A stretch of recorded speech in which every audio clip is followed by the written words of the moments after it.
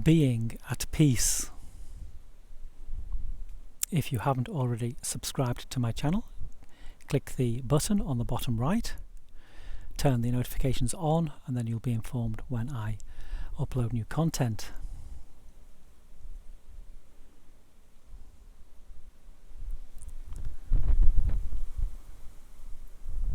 So how often are we at peace? At peace with ourselves and at peace with what is unfolding?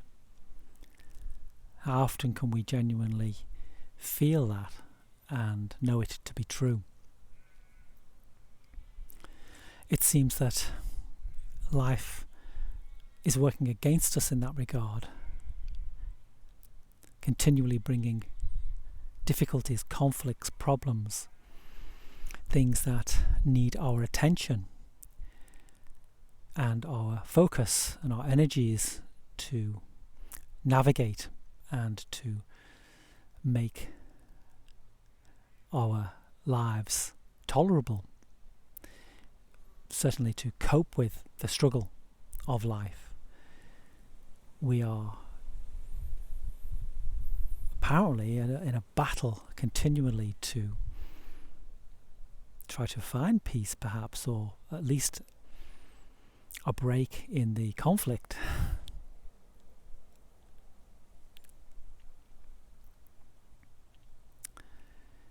And perhaps our idea of peace, if we were to give it any thought, would be an imagined future where there aren't any conflicts or problems, that we don't have any fears of the future, that we are content with what we have and where we are and who we are, and then we can be living in harmony with what is happening and feel at peace in our own heart.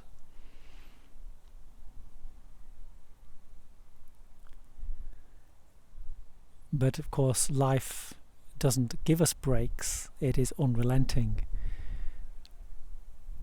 The difficulties and problems seem to keep washing over us like the next wave breaking on the shore, and there's very little we can do about the waves that break on the shore apart from try to ride them out and hope there's a gap between the wave that's just washed over us and perhaps the next one that's arriving. And in that gap, maybe we tried to find a little bit of joy, happiness, or peace. But even then, we know what is coming. We know that it's not going to last long. And so even that respite can be invaded by thoughts of what is going to happen next, what may happen and what probably will.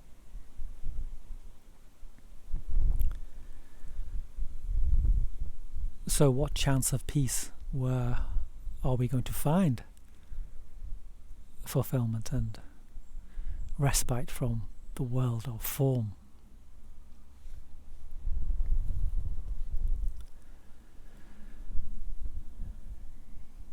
And I would argue, and the message in my book, No Path to Enlightenment, and the undercurrent of all these videos on my channel, is that to wait for the external world to stop breaking the waves on the shore for us to find our peace will be a never-ending wait. There's never going to be a time when life stops its path towards you. You don't have to walk down the path to find life. Life actually comes at you and you don't have much choice. You can't hide from it. So we look for and possibly find peace in what is unfolding, in the wave that crashes over us. We go within and find that in fact we are that wave. What is unfolding what is happening is actually the same as our essential nature. And we are in conflict only if we separate from what is happening and create a conflict internally, i.e., this isn't what I want. I want A, not B, and you keep giving me A, and I want B, and you set up that internal conflict in your mind, and even when nothing is happening, when life gives you a respite, you're still in conflict with what has happened. So in those periods of time when there isn't immediate and present danger to be faced, we ruminate about the past and about missed opportunity or how unfair life was in the past, yesterday, last week, last month, 10 years ago, 3 decades ago. And so even when we're presented with a respite in the unfolding of what is, we then fill that with our own internal conflict in our own mind.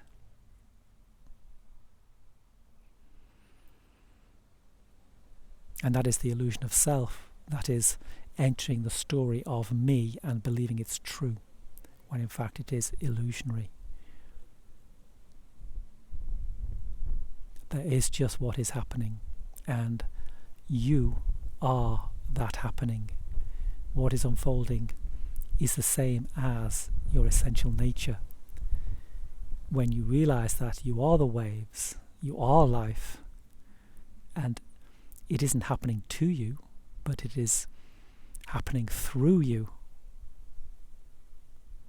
that acceptance and peace can be found in what is unfolding.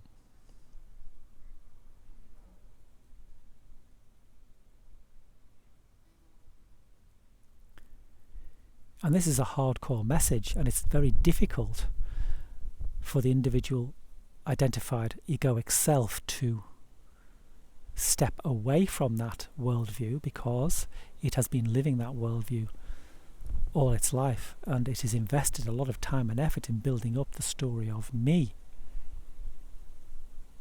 and it won't let it go without a fight.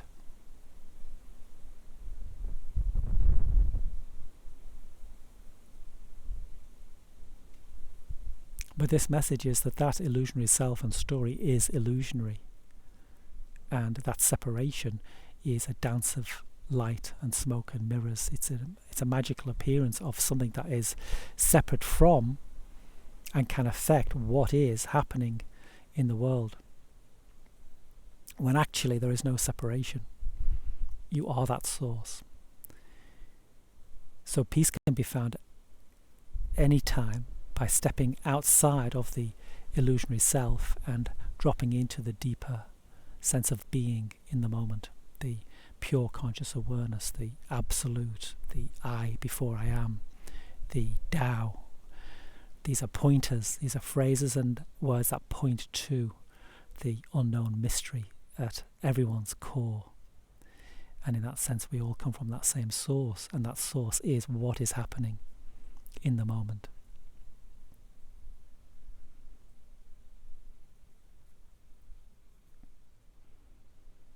And then freed from the prison of yourself, the illusionary prison that you have created for yourself, the story of me, freed from that,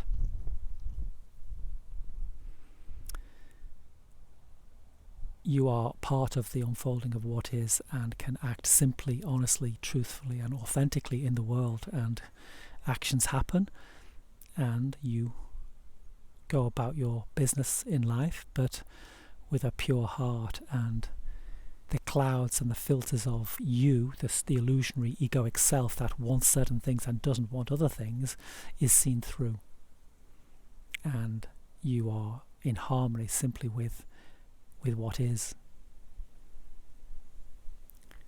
You and the infinite source are one, Atman and Brahman are one. There is no separation. And then actions happen through you, and peace unfolds naturally, and there is fulfillment, because this place of being is perfectly fulfilled and needs nothing from the external manifestations. It is the unfolding of those manifestations, so it doesn't need anything from the world out there. It is perfectly fulfilled and at peace in the present moment. The story of you is seen through, and then life unfolds in peace.